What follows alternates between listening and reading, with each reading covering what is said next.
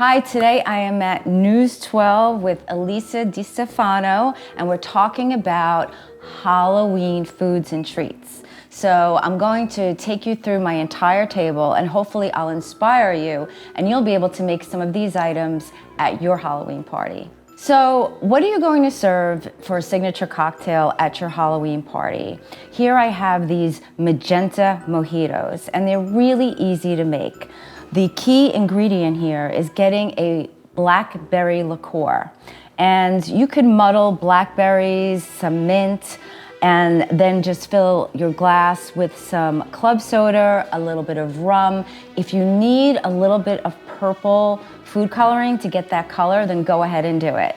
Once you fill the glass with ice, you just put some blackberries on top and a little plume of mint, and you have these magenta, spooky kind of Halloween drinks. Next up, I found these really fun black flasks online. You can find them on Amazon or many other craft online stores. But what I did is I found these little black flasks, and then also, I believe from Etsy, I found these little stickers. So I put the Halloween stickers on the black flasks, so now they become very thematic for Halloween. So each little flask has a funnel, so you could take the funnel, make a signature cocktail, fill it up, put the straw in there, and when your guests first arrive at your party, you can kind of pass it to them, and they'll be so impressed because it's something that's unusual. This is not something that you would expect for your normal signature cocktail because it's coming in a flask. Okay, so what about when the kids get up in the morning or your husband is going to work? This is something great that you could serve up to them, and also we'll have a little Halloween flair. So these are pumpkin smoothies. Smoothies you can make in a myriad of different ways. The key ingredient here is pumpkin puree, and you can mix that with a little bit of vanilla or Greek yogurt.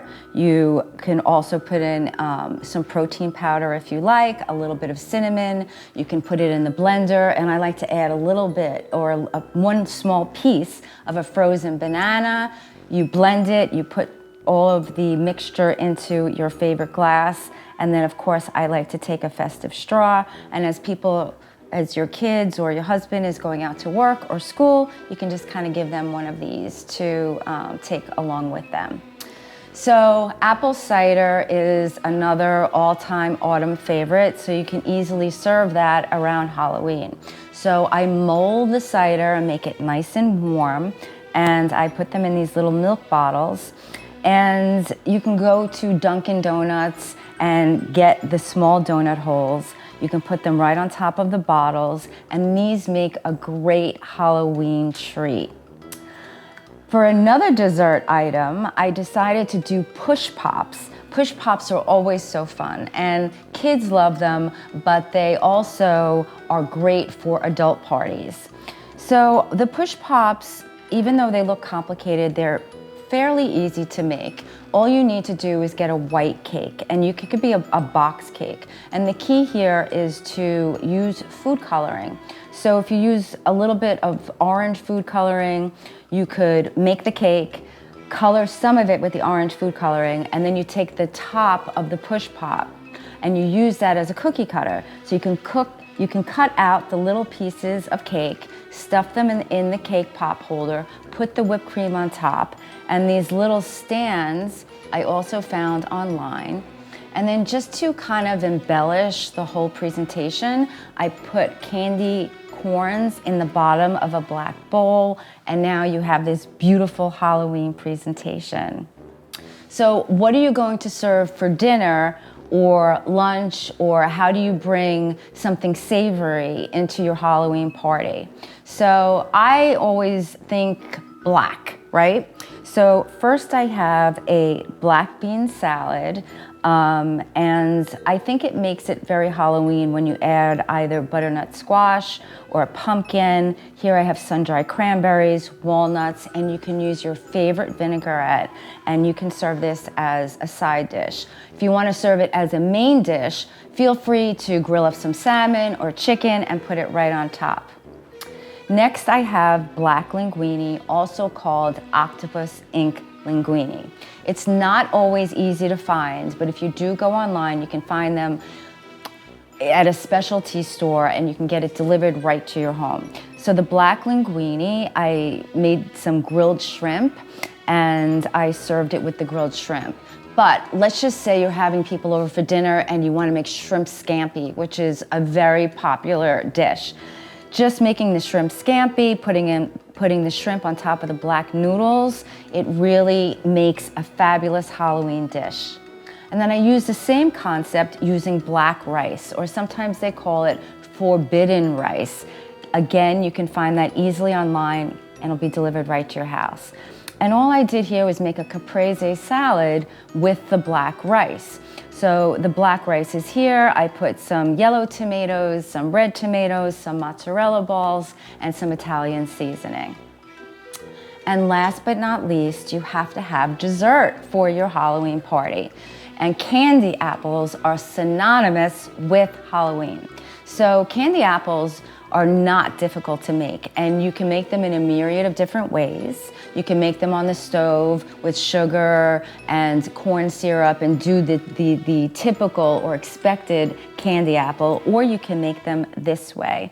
And here we just took a white chocolate, black food coloring, and we dipped our apples into the mixture and then just sprinkled some sparkly black sprinkles on top. There is a wood stick underneath, and then I put the black and white straw on top of that to just give it a little extra zhuzh. We did the same thing here with the white apples. Again, you can use Granny Smith apples. Any apple will really work. And we dipped it into the white chocolate, and then once they dried, we made the eyes, the nose, and the mouth with a little pastry bag using regular chocolate. And you can put these out and adults and kids will love them. And what's great about doing the chocolate is that when you actually eat into the apples, you're not, killing your teeth. So this is a great alternative to the expected candy version. And then of course I have the cake pops. Now, if you are a baker and you want to make your own cheesecake, that's fabulous. But let's say you're in a pinch. I usually use these little silk pats, and I don't know if you've ever used them before, but you could take the cheesecake and you stuff it into these silk pats and make them really smooth. You put them in the freezer for about an hour. Then you could melt your chocolate, dip your cake pops into the chocolate, and then I took a baker's icing and just kind of put a little drizzle on top and then put 2 chocolate chips for the eyes. So these are lots of ideas that you can use at your next Halloween party, and hopefully I've inspired you. All of these ideas are super, super simple. You can make them at home, and you can really make your Halloween party special, amazing, and memorable.